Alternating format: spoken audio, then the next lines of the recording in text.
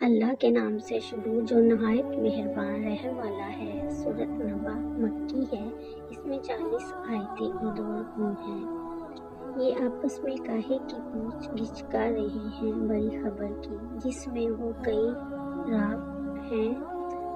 ہاں ہاں اب جان جائیں گے، پھر ہاں ہاں اب جان جائیں گے۔ کیا ہم نے زمین کو بچھونا نہ کیا اور پہاڑوں کو مہر اور تمہیں جوڑے بنایا اور تمہاری نیند کو آرام کیا اور رات کو پردہ پوش کیا۔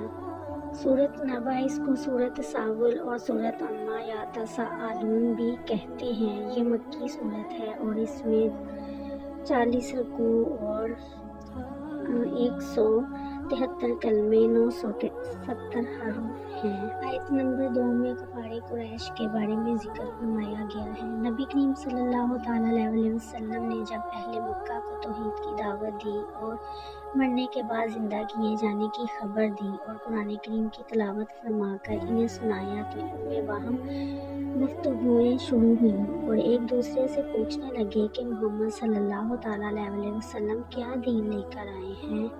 اس آیت میں ان کی گفتگوؤں کا بیان ہے اور تفخیم شان کے لیے استفہام کے پیرایہ میں بیان فرمایا، یعنی وہ کیا عظیم و شان بات ہے جس میں یہ لوگ ایک دوسرے سے پوچھ گچھ کر رہے ہیں۔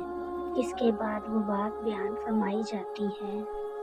بڑی خبر سے مراد یا قرآن ہے یا سید عالم صلی اللہ تعالیٰ علیہ وسلم کی نبوت اور آپ کا دین یا مرنے کے بعد زندہ کیے جانے کا مسئلہ بیان ہے کہ بعض تو قطعی انکار کرتے ہیں، بعض شک میں ہیں اور قرآن کریم کو ان میں سے کوئی سحر کہتا ہے، کوئی شعر، کوئی کہانت اور کچھ اسی طرح سید عالم صلی اللہ تعالیٰ علیہ وسلم کو کوئی ساحر کہتا ہے، کوئی شاعر، کوئی کاہن۔